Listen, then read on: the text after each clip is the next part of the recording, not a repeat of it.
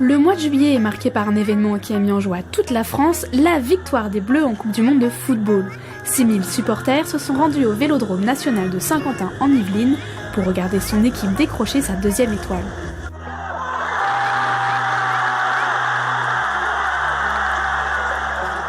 Au retour des champions, les jeunes de l'étoile sportive de Trappes ont été conviés à l'Élysée, des souvenirs indélébiles. J'ai pas les mots, c'est trop beau. Autre scène de joie dans les lycées, les résultats du baccalauréat.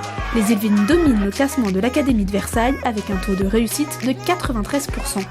Le monde politique avait les yeux tournés sur Versailles le 9 juillet pour le 2e discours du président de la République Emmanuel Macron face au Congrès du Parlement.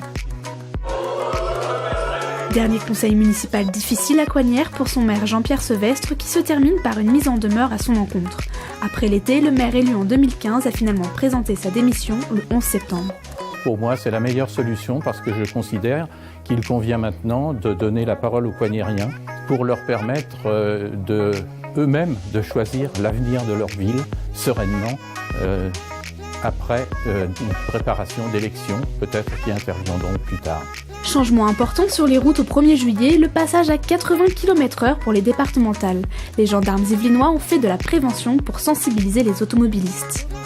À Villepreux, on fêtait l'arrivée de l'été en couleur avec la première édition de la Color Run au parc du Trianon.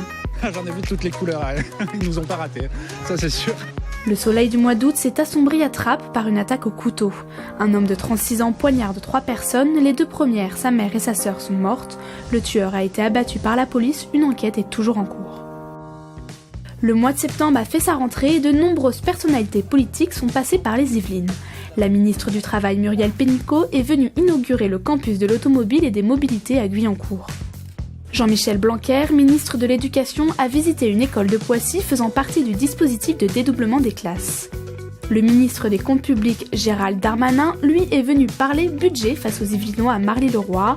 Enfin, Marine Le Pen, présidente du Rassemblement national, a choisi Mantes-la-Ville pour faire sa rentrée régionale. Chez nos élus locaux, le maire de Villepreux, Stéphane Mirambeau, rend public son adhésion à La République En Marche. Je veux soutenir Emmanuel Macron dans ses réformes. Le pays mérite vraiment et a besoin d'être réformé. Le week-end des 15 et 16 septembre se déroulaient les Journées européennes du patrimoine. À Saint-Quentin en Yvelines, une trentaine de lieux ont ouvert leurs portes. La République était associée dès le départ de la création de la ville nouvelle sur Saint-Quentin en Yvelines. La veille avait lieu le loto du patrimoine, un site yvelinois était concerné, la Villa Viardot à Bougival. Les gains de cette loterie exceptionnelle ont permis la remise d'un chèque de 500 000 € pour sa rénovation. Le président de la République Emmanuel Macron s'est rendu lui-même sur place pour l'apporter. Des moments insolites avec nos amis les bêtes, le zoo safari de Thoiré proposait son tout premier 10 km au milieu des animaux de la savane. Un événement succès qui devrait revoir le jour en 2019.